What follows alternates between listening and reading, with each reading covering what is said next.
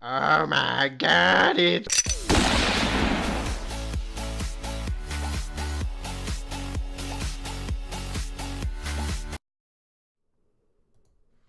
What's up, people of the internet? My name is Hondro, and it is time again for Loco's PoGo podcast. Of course, I'm joined by Forrest, aka Funky Dude One. How you doing, bro? Good, man. Tired, working a lot. Yeah. Pokemon going a lot, smashing a lot. Smash Good. Brothers, Smash Bros. the new yes. one. How is that? Amazing. It's a lot of stuff going on in this game. Lots of characters.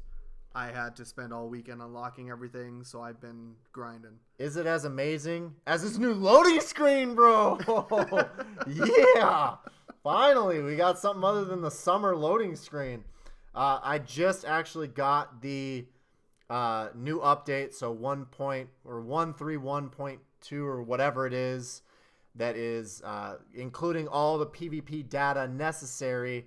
So I'm super excited that update finally dropped for me in the Play Store. And we'll talk a little bit more about that later on. Oh. But yeah, that new loading screen is sick. Let's go ahead and open up the Meltan Box because they did update that. I just want to jump right into this. So they updated the Meltan Box spawns. You've got yours running right now. I'm about to open mine. And supposedly, instead of getting 10 Meltan, we're supposed to get between 10 and 20.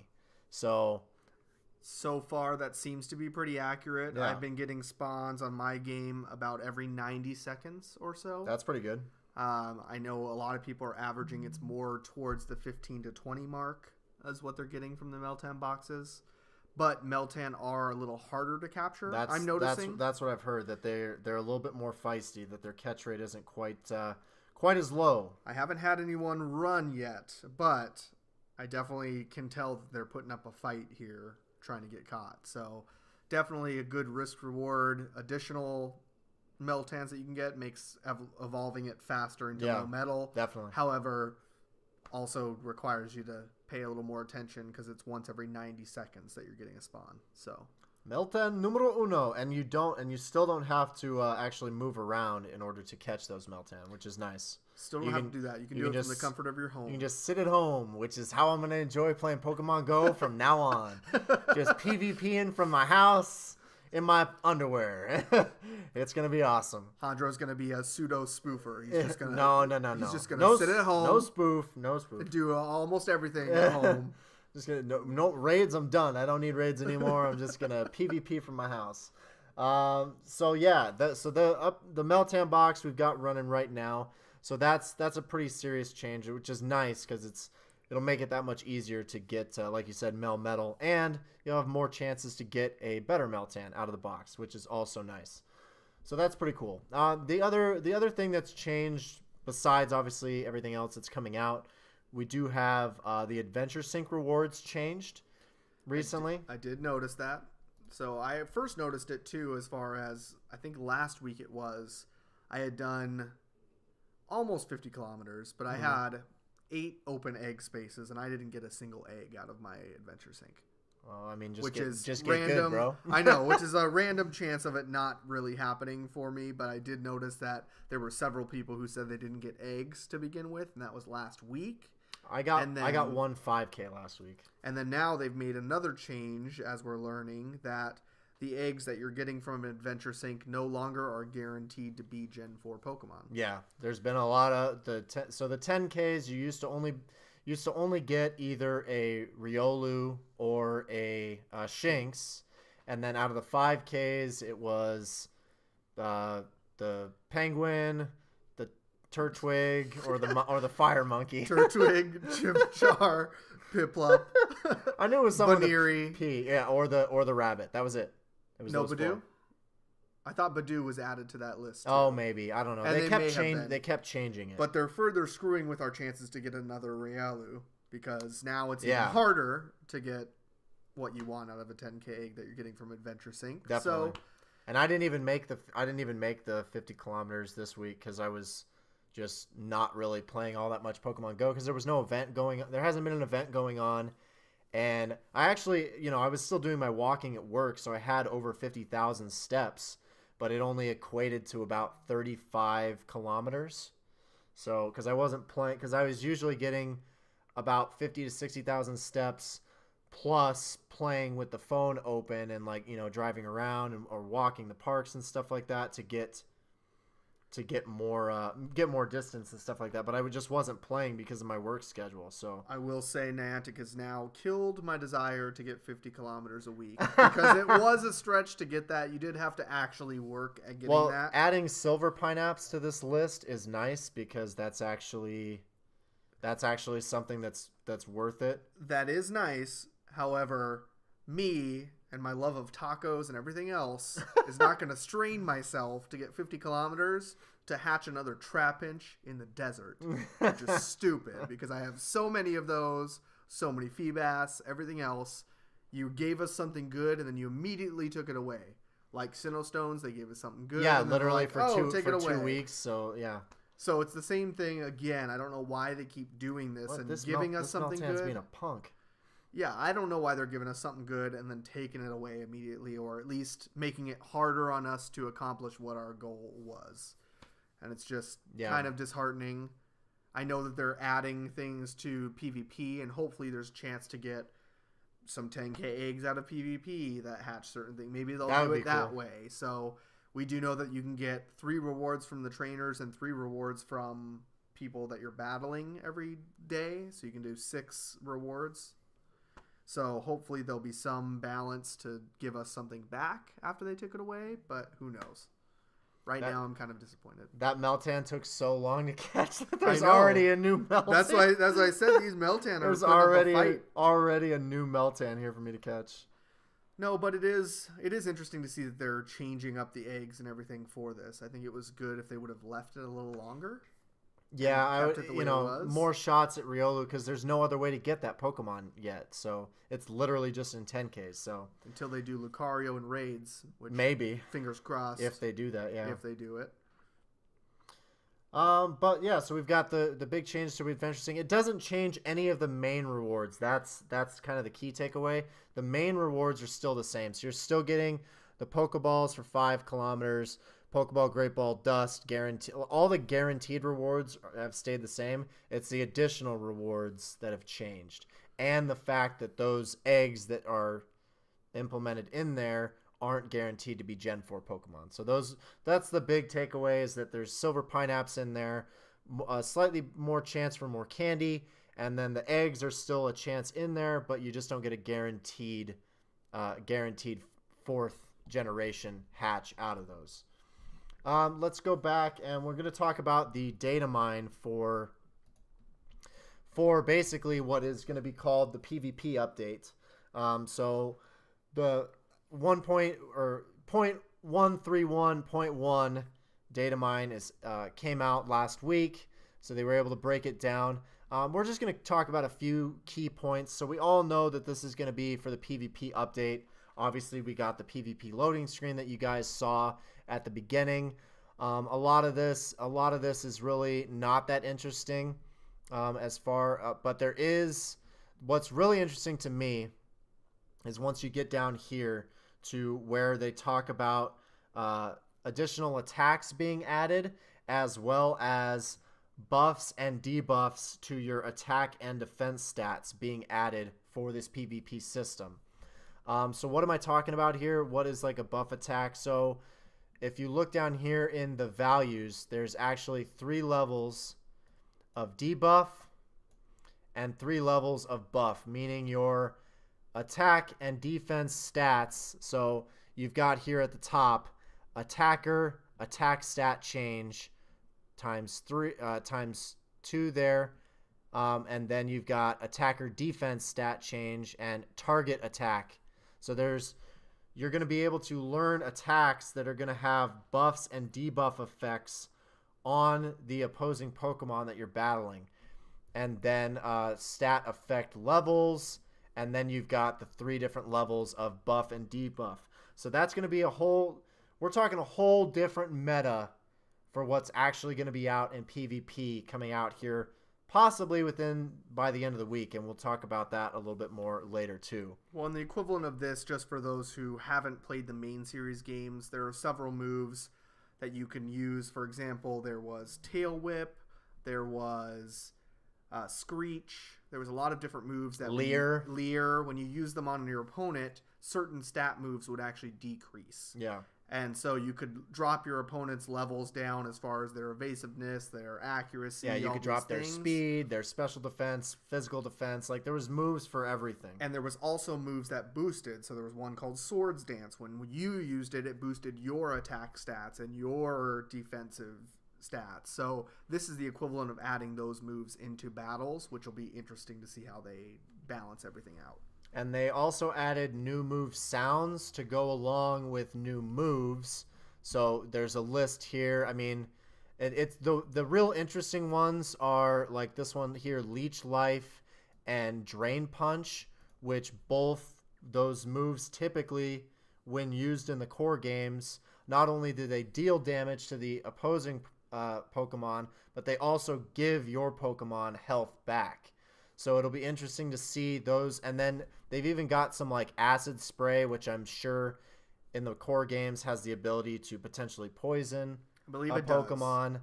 So there's and then a lot of these are like status type moves. Well, and a lot of these, the other interesting part for these is when you use them, they either give you buffs or decrease your stats or to the other person. So yeah. Power Up Punch, for instance, it does damage, but it also increases your attack stat. Okay. And so that goes right along increases your defense. Yeah, it goes along with goes right along with the buff debuff levels up here above. So it's going to be really interesting to see exactly which Pokemon get these moves, because that's going to be Pokemon that can learn these essential like stab or stasis or or stat boosting or debuffing type of moves. They're going to have a real advantage in the PvP system. So there's plenty of typing attacks in here, like Blaze Kick is going to be a fire and fighting type move, Muddy Water, and I can tell you that some of these are exclusive. So Muddy Water Shadow Bone is just for Marowak, right? Alolan Marowak. And so Muddy Water is exclusive to Mudkip and that line or Swampert. Blaze Kick is for Blaziken. Yeah. Razor Shell is for Oshawott and his family. Octazooka is for Octillery. Remoraid and Octillery. Okay. Interesting. There's different moves Mirror Shot, is that just a steel? That's a steel move, right? No, Mirror Shot is an actual, I believe it reflects special type moves back at your opponent. Okay. Interesting. So that's more of a psychic. And then type Acid Spray is obviously a poison move. Mm-hmm. Power Up Punch is a fighting move. Possibly, a lot of your guys that are fighting dual types should be able to learn that. Earth Power will be a ground move. Crab Hammer, that one's specific to just a few Pokemon too, right? I believe only a couple of Pokemon know it. I know Krabby and Kingler. I think Clawitzer. Yeah, that one who's not even in the game yet. Who's not in the game yet. And Crush Claw should go along with that too. Yeah. Can Scizor learn either of those? I don't know. It's either Scizor or Pinsir maybe. Maybe Pinsir for Crabhammer or Crush Claw. But so that'll be cool to see which Pokemon are going to be able to learn any one of these moves, because that's going to affect the game a lot more than I think people actually realize. Because not only are we, everybody knows we're getting the extra charged move, but now the move pools for Pokemon are potentially going to change drastically. And there's just going to be a whole lot of stuff that is going into this PvP.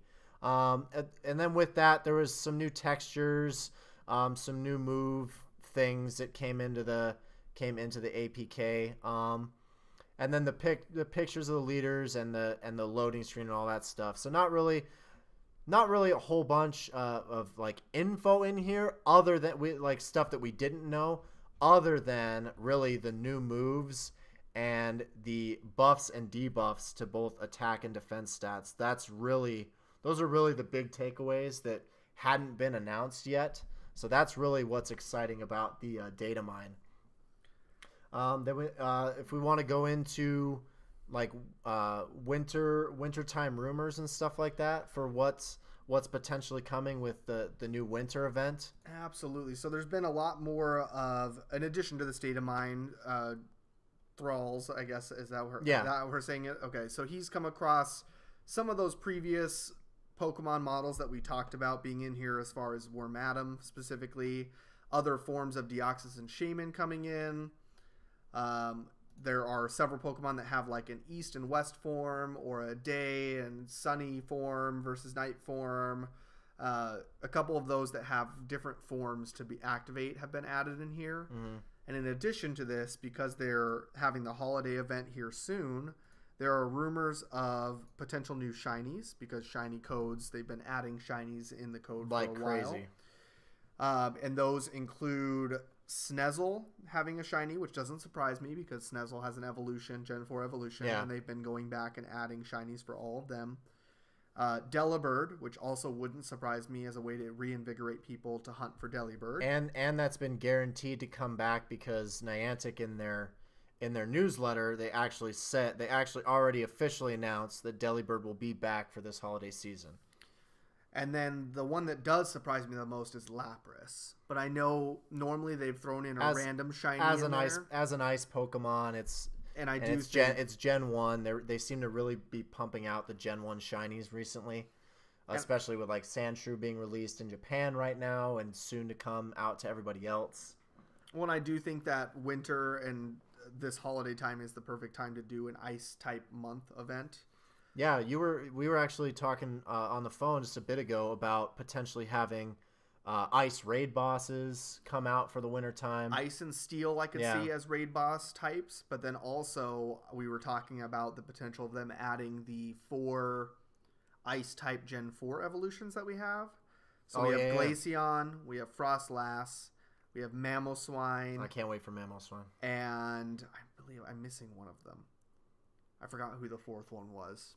But I feel is Frostlass, is it Obama Snow? Is that Frostlass? No. So there's another. Isn't Obama Snow Gen 4? Obama Snow is. I do think he's. I think he's Gen 4. He's either Gen 4 or Gen 5. I can't remember. I can't either. But he's not one of the Gen 4 evolutions. Oh, Frostlass is the Snorunt. Is the Snorunt alternate evolution. That's right. But it's an opportunity for them to maybe add these Gen 4 evolutions that are ice type, as well as that ice themed month of reward tasks and new shinies with Lapras and Sneasel. New raid bosses, the holiday event all at once. They could definitely do this event. This new winter cap for Raichu. And they wouldn't have to do an overlapping event on this like they've done in the past for other events like Bug Month and then interrupting it with all these other things. They could actually, there's enough in a winter event if they did the winter stuff, new shinies, new Gen 4 evolutions, new Pikachus, that they could just run with that for an entire month and it would be totally fine. Well, and the December field research stuff isn't anything new anyway. It's all just recycled. So this isn't really like a new month event. It would be probably a couple weeks. Yeah, it's just recycled stuff, so they can drop in the Christmas event, and no one's really going to miss any of the current field research that's out right now. Like, the best one that's out is power up a Pokemon 10 times and get 3 pineapples. Yeah. And then, like, trade a Pokemon for Phoebus is decent. That or Misdreavus, if you're hunting for Misdreavus. Yeah. The transfer 10 Pokemon for Misdreavus, to get the shiny. But other than that, I think it'd be good. I think the shiny Delibird would be a really good move because it would reinvigorate people to hunt for Delibird again. Sneasel makes sense as far as a shiny because of that Gen 4 evolution.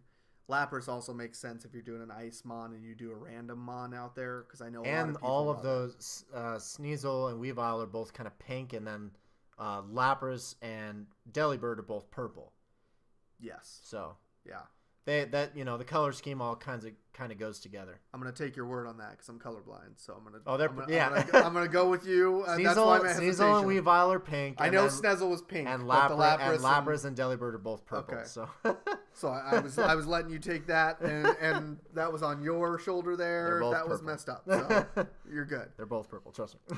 But I think that's what they're going to do. I think that these rumors coming up are true, or at least most of it. There could be, if the one thing that I could see maybe not being true would be the Lapras. I think Lapras would be better than. I think Shiny Lapras would be better than Sneasel personally, just because. I think it would. Just because if they're almost certainly going to do Delibird as shiny. That's like a no-brainer, just because it's going to be the second year it's out, and that's kind of a no-brainer for that. So to have purple with purple, because they're like the exact same color. Yeah, but the only reason I say Sneasel's more likely is because of that. Gen 4 and they've been doing Magnemite. PvP. They've been doing. They already had shiny Magby, shiny Togepi, shiny Elekid now. I think they'll do all three. Yeah. And it seems like most of these rumors that have been coming out, I think it's a leak. They almost seem to be leaks from somebody at Niantic that lets slip to somebody else that then leaks the information, because there hasn't been a leak in a while that has been incorrect. You know what I mean? True. Like a well-documented leak, like everyone's talking about it. There hasn't been one in a while that's been incorrect. So it's pretty likely that we're going to get those 3 new shinies. It's just a matter of when they're actually going to start the event. So yeah, I hope soon, and I hope they start announcing the other events that they're going to do. Did your box run out? Yes. Quick sidebar. So how many Meltan did you get out of your box just now? Because mine's still running. 19. So okay, so you got 19. I've got 10 minutes left, and I've got to be over 10 at this point for sure. Let's see. And that's what I've been hearing. There's sometimes, because that 20th one spawns. I've got 11 right with now. With 1 or 2 seconds left. Like, it just depends on that last one showing up for people or not. But it's averaging about 15 to 20 for most people. Yeah. With the Meltan boxes. So just depending on how fast that first one spawns. Mm-hmm. And then if you're dicking around in your menus and missing one or something, probably, you know. Yeah. True story. True story. Don't dick around in your menus. Not with the Meltan box on. Not if you want to catch them all.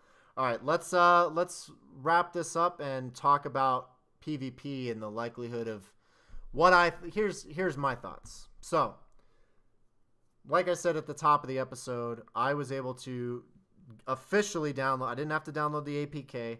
I always wait for the Play Store update, because the way they roll this out, if you guys are somehow unaware, they roll it out to Android first, and it always starts with like 1% of the user base approximately. So about 1% of the user base gets access to the update, and then they do this slowly to test to make sure that the update isn't game breaking.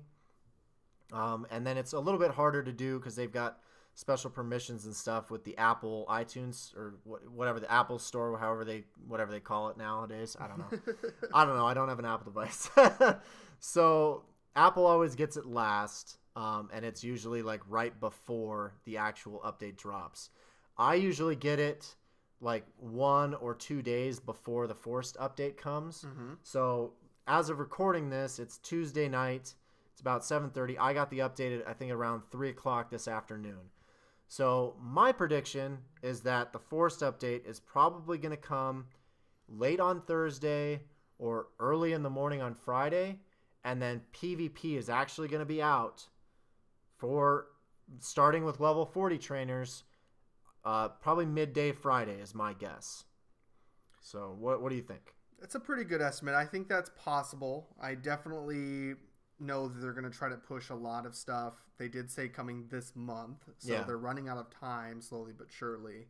But I do know that they still have to announce officially a winter event or a holiday event, so I don't know if they're going to hold it off one more week to announce the event, get that started, and then do PvP in the middle of it, because that does seem like a very Niantic thing to do, is to start an event and then overshadow it with something else completely.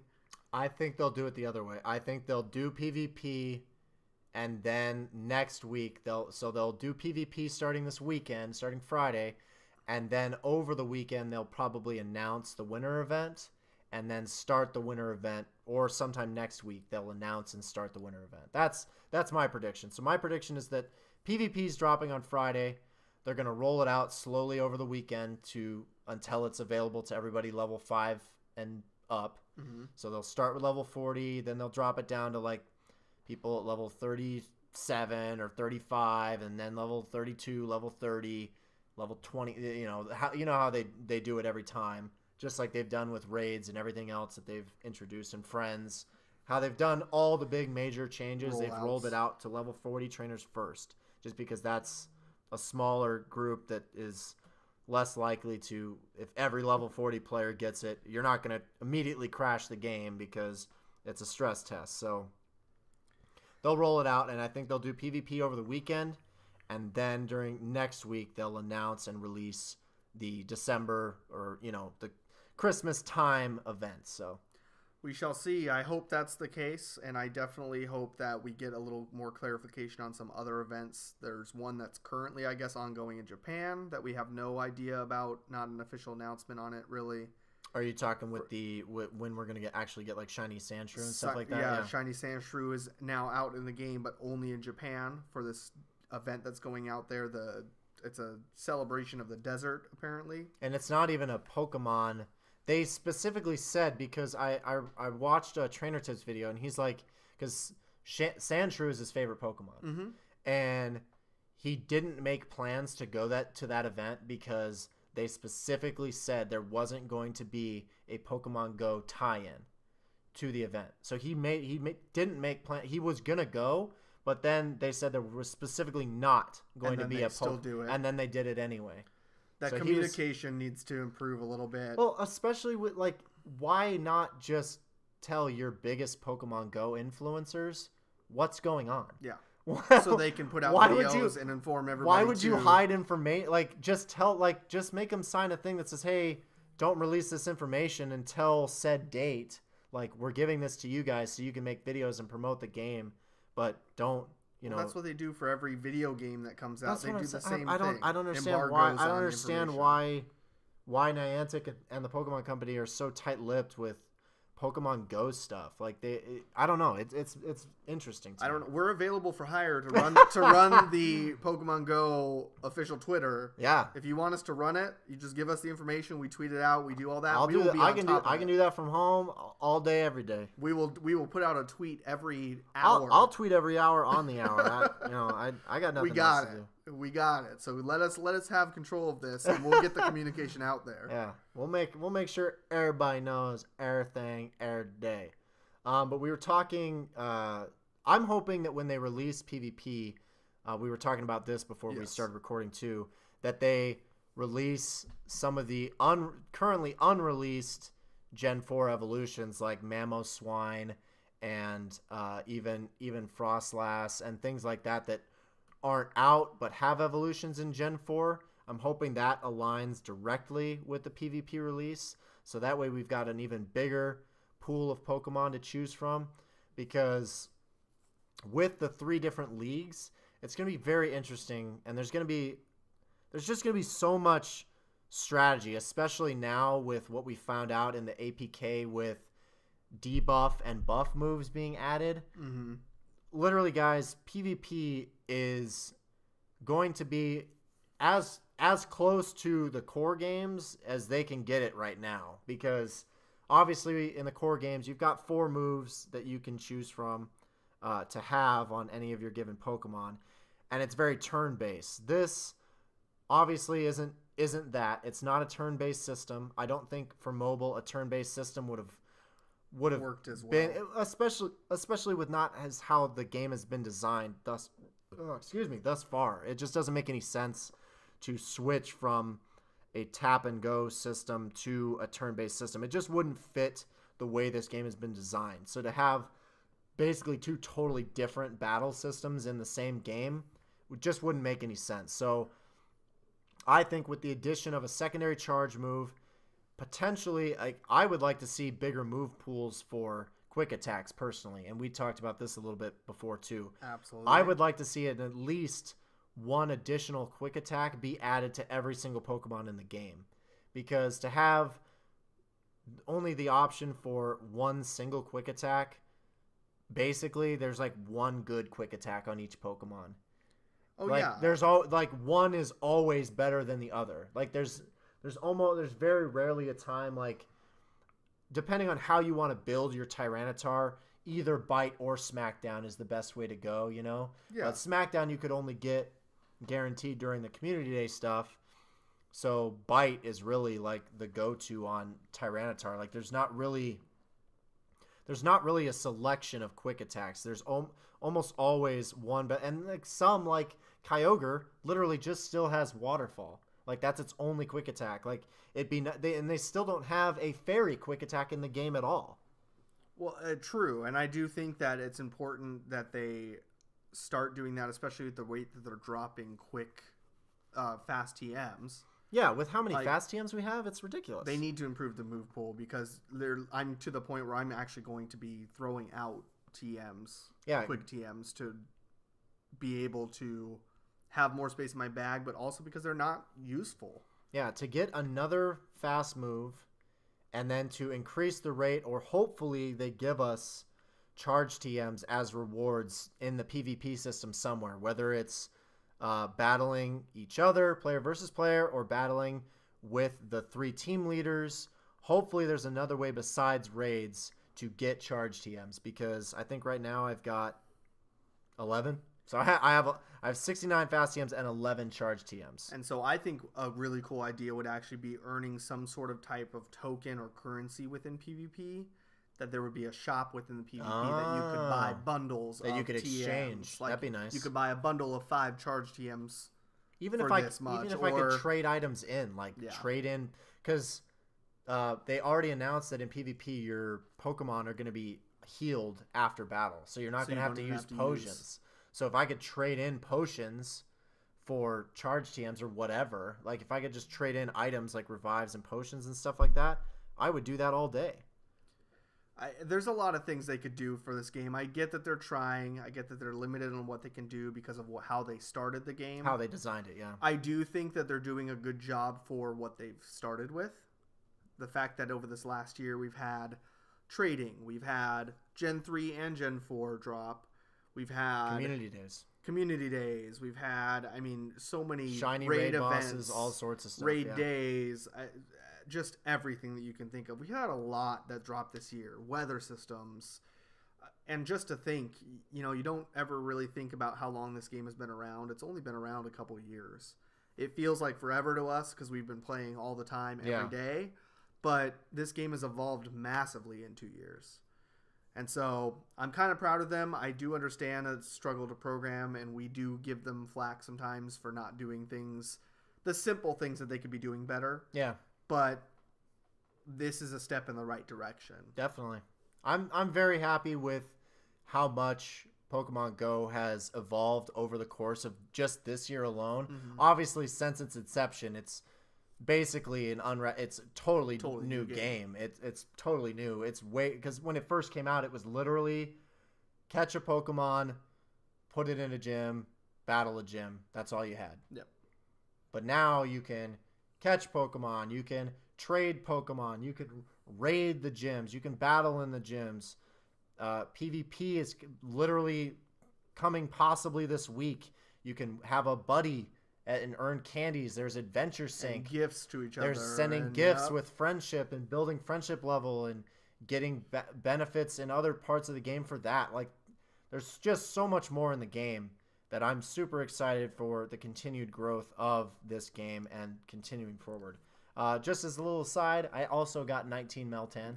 So both of us ended up with 19 Meltan out of the new updated Meltan box. So look forward to getting at least 18 to 20 Meltan out of your Meltan box, as long as you are keeping up with making sure you are catching every single one as soon as it spawns. Basically, you're gonna get close to 20 out of your Meltan box. So basically double almost. If you're lucky, you can get 20 if you get the spawn like right away. But yeah, so very excited for the future of Pokemon Go and continuing to grow with friendships and keep expanding with what's going on in the game. So I'm super excited. Anything else you got? Shiny, check that Growlithe for me. Shiny, check this Growlithe. All right, I can do that. Damn it. And okay. Tis not shiny.